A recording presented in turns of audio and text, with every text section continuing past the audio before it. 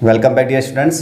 पिछली क्लास में हम पढ़ रहे थे अपॉइंटमेंट में सिचुएशन वैकेंट के तौर पर हमने एडवर्टीजमेंट जारी किया था। आज की हमारी जो नेक्स्ट क्लास है उसमें हम पढ़ रहे हैं सिचुएशन वांटेड। इसका मतलब पद चाहिए, यानी कोई भी जॉब के लिए आप आवेदन कर रहे हैं तो किस प्रकार से आप एडवर्टाइजमेंट जारी करेंगे। ठीक है, तो पहली बात तो ये देखते हैं कि सिचुएशन जो वांटेड होगा ये किसके थ्रू जारी किया जाएगा। इसमें एक कैंडिडेट जो खुद होगा, उम्मीदवार जो खुद होता है वो ही हमारा जो ये एडवर्टीजमेंट है वो जारी करता है। जबकि वहाँ सिचुएशन वैकेंट में जो था कोई भी संस्था का हेड, चाहे वो कंपनी का हेड हो चाहे इंस्टीट्यूशन का हेड हो, वो उसके थ्रू जो है एडवर्टीजमेंट जारी किया जाता है।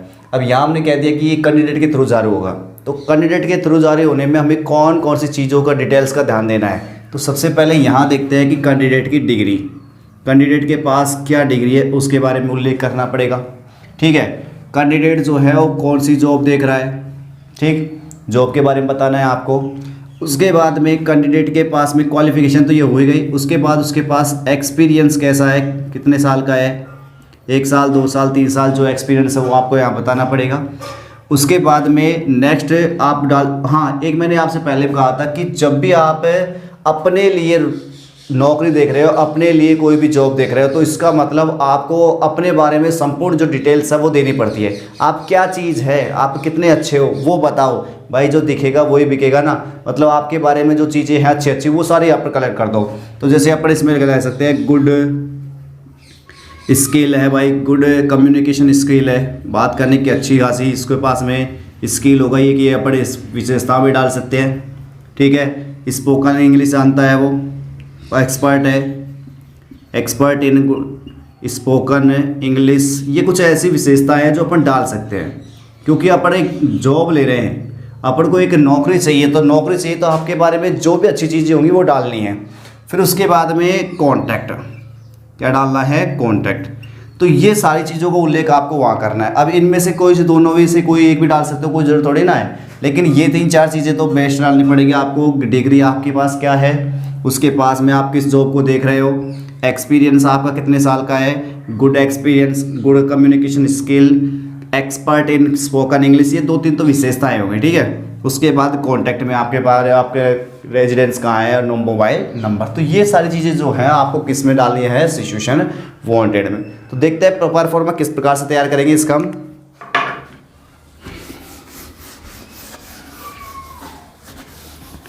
सबसे पहले डालो यहाँ पर ए अथवा एन। अब ए और एन, उसके बाद यहाँ डालनी है आपको डिग्री, कि आपकी डिग्री क्या है। जैसे मान लीजिए आप हो MA BEd, क्या है आप MA, तो MA के साथ में क्या लगेगा, N। क्या लगता है MA के साथ में N, क्यों लगेगा N, हम लिखते हैं M।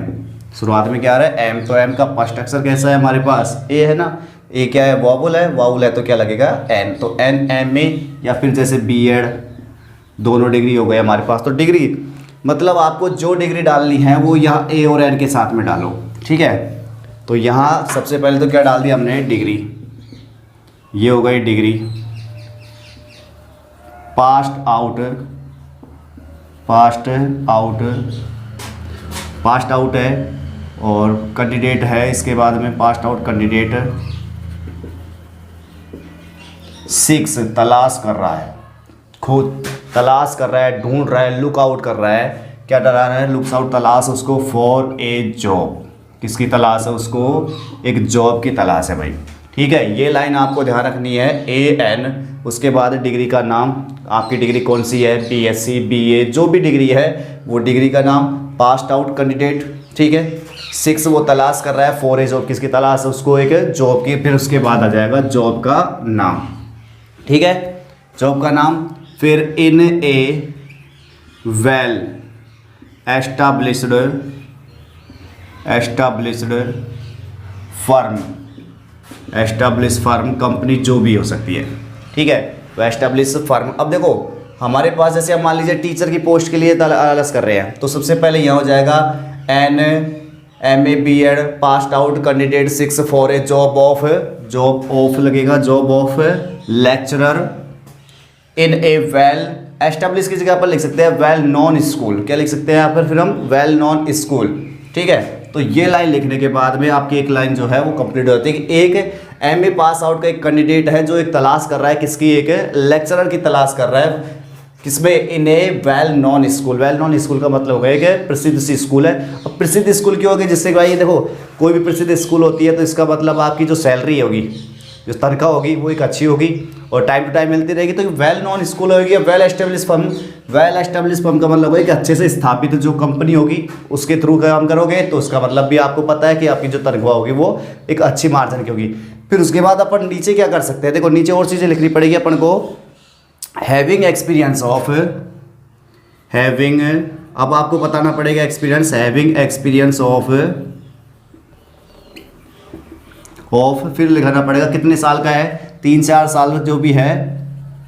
हैविंग एक्सपीरियंस ऑफ यानी कि एक्सपीरियंस रखते हुए कितना, ऑफ 3 ईयर्स 4 ईयर्स जो भी कितने लग सकते हैं, 3 साल, ठीक है। उसके बाद in the same field, in the same field, same field में एक्सपीरियंस। सेम फील्ड में एक्सपीरियंस का मतलब क्या हुआ हमारे पास में कि भाई जैसे स्कूल में पढ़ा रहे हो आप तो स्कूल का फील्ड हो गया, कोई कंपनी में लग रहे हो तो कंपनी का फील्ड हो गया। मैंने पहले बता दिया वेल एस्टैब्लिश्ड फर्म की जगह अपन क्या लिख सकते हैं, वेल नॉन स्कूल लिख सकते हैं, ठीक है।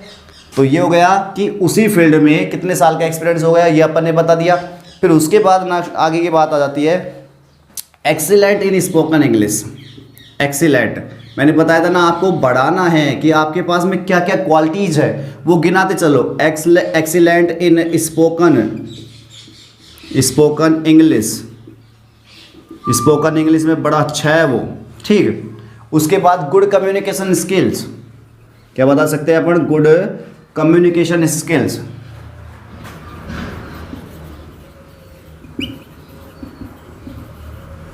गुड कम्युनिकेशन स्किल्स, ये अपन ने विशेषताओं में बता दी। उसके बाद और क्या कह सकते हैं इसमें, अब बात आ जाती है सैलरी की।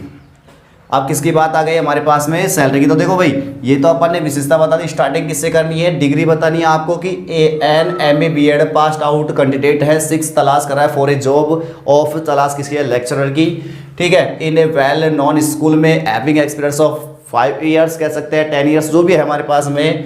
In the same field excellent in spoken English, good communication skills. अब बात आ जाती है सैलरी की। तो सैलरी की जब मैं बात करूं तो सैलरी में एक बात ध्यान रखना है कि आप खुद की तरफ से सैलरी ना बताएं तो ज़्यादा बेटर होता है, क्योंकि सैलरी जो होती है अकॉर्डिंग टू फर्म के हिसाब से सेट की जाती है, ठीक है। जो भी फर्म होगी, जो भी कंपनी होगी, जो भी संस्था होगी उसके हिसाब से अपनी सैलरी सेट की जाती है, तो वो ज़्यादा बेटर होता है। सो सैलरी कहेंगे, salary according to company norms, company norms.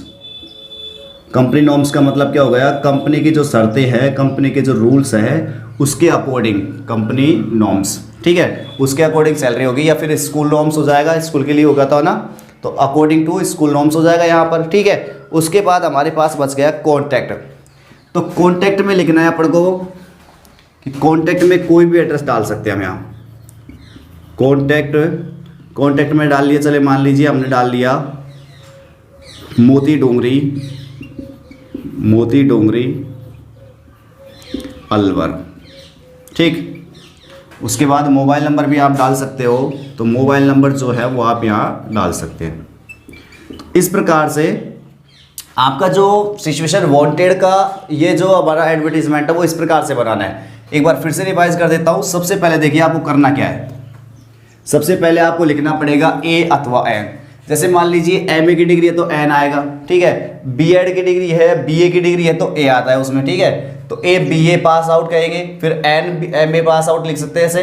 तो N MA BEd pass out candidate है, 6 तलाश कर रहा है फॉर ए जॉब, तलाश कर रहा है किसकी, एक जॉब की, ऑफ, फिर जॉब का नाम, जूनियर असिस्टेंट, लैब टेक्नीशियन, जो भी आपकी जॉब है, रिसेप्शनिस्ट, जो भी आपकी जॉब है वो यहाँ लिखेंगे। इन ए वेल एस्टैब्लिश्ड फर्म, अगर आप कंपनी में काम कर रहे हो तो कंपनी लिख दो, कोई फर्म में अगर काम कर रहे हो तो फर्म में लिख दो, या फिर कोई स्कूल में काम कर रहे हो तो well known school. Having experience of, कितने साल का एक्सपीरियंस है, in the same field, excellent in spoken English में एक्सेलेंट हो गया, गुड कम्युनिकेशन स्किल्स, ठीक है। फिर उसके बाद सैलरी के बारे में बतानी है कि salary according to the companies norms, यानी कंपनी की शर्तों के हिसाब से आपकी सैलरी फिक्स हो गई। फिर उसके बाद लास्ट चीज़ आ जाती है हमारे पास कॉन्टैक्ट में आप डाल लेना कुछ भी, मोती डोंगरी अलवर डाल दिया, ये अपना मोबाइल नंबर। तो इस प्रकार से जो हमारे पास सिचुएशन वांटेड का एडवर्टीजमेंट होता है वो इस पैटर्न पे बनाना है। अब आप इसमें चाहे कोई सा भी क्वेश्चन सेट कर लो, कोई दिक्कत नहीं आएगी, ठीक है। तो ये इस प्रकार से आपको सिचुएशन वांटेड का जो हमारा एडवर्टीजमेंट है वो बना के देख लेना है। ओके स्टूडेंट्स, मिलते हैं आपसे नेक्स्ट क्लास में।